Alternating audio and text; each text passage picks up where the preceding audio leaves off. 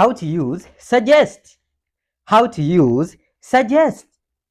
Okuteesa. Okuteesa. Oba okuwa ebirowoozo. Okuwa ebirowoozo. Hello and welcome, and today we are going to look at how to use suggest. Okuteesa oba okuwa ebirowoozo. Okay, what does suggest mean? Suggest means to give an idea about something. Suggest means to give an idea about something. Okuwa ebirowoozo ku kintu. Okuwa ebirowoozo ku kintu. So suggest means to give an idea about something, and in Luganda it means okuwa ebirowoozo ku kintu. O musobola okugamba okuteesa ku kintu. Okuteesa ku kintu. Okay. Suggest can also mean to put up a plan for other people to think about. To put up a plan for other people to think about.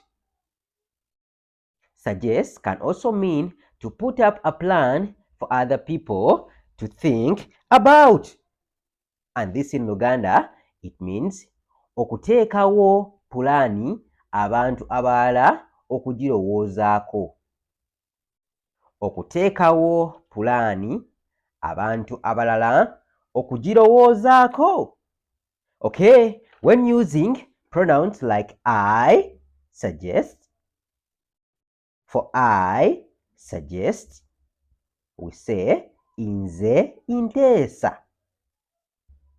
Nze Nteesa. For I suggest, we say Nze Nteesa. We suggest ffe tuteesa.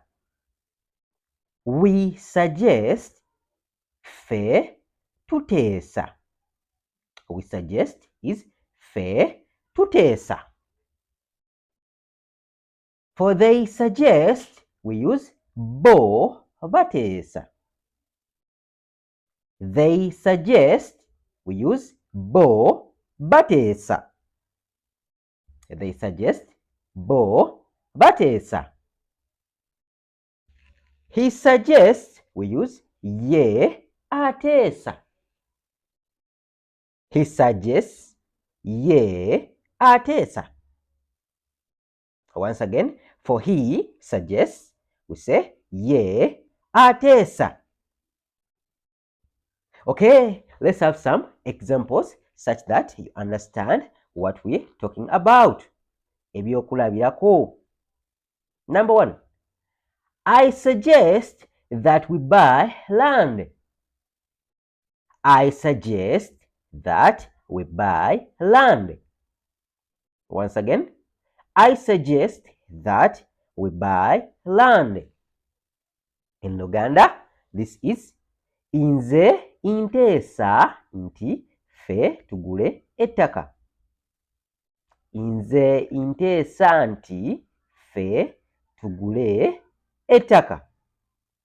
For pronouns, I, we say we use Nteesa. So Nze Nteesa nti ffe, because of we, ffe tugule ettaka.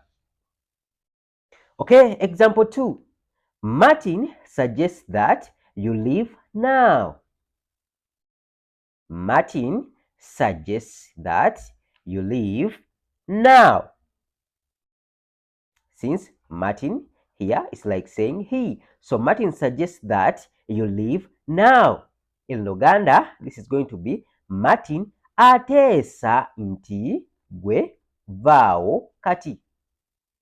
Martin ateesa nti gwe vaawo kati.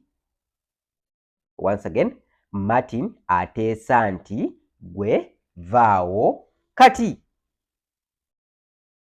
Example 3. Can you suggest the location? Can you suggest the location? Once again, can you suggest the location we looked at using can and pronouns you, we. So you can review video above. So can you suggest the location? Okay, this in Luganda is gwe osobola okuteesa ekifo bwe kisangibwa. Gwe osobola okuteesa ekifo bwe kisangibwa. Gwe osobola okuteesa ekifo bwe kisangibwa. Question mark at the end. Akabonero akabuuza because it is a question. Gwe osobola okuteesa ekifo bwe kisangibwa. Okay, another example. What did they suggest? What did they suggest? What did they suggest? And this in Luganda is ki bo kye baateesezza. Ki bo kye baateesezza. Once again, ki bo kye baateesezza. Here we use bo because of they. So ki bo kye baateesezza. Another example. They will suggest where to go. They will suggest where to go. Once again, they will suggest where to go. And this is bo bajja kuteesa wa ew'okugenda. Bo bajja kuteesa wa ew'okugenda. Here we use bo bajja because they will. We looked at using will. So bo bajja kuteesa wa ew'okugenda. Okay, hope you've got something. Don't forget, here at Benny Benny, we learn English and Luganda with ease. So if you're new to this channel, hit the subscription button and the notification icon so that you don't miss out any of my videos. Okay, meet up in the next video.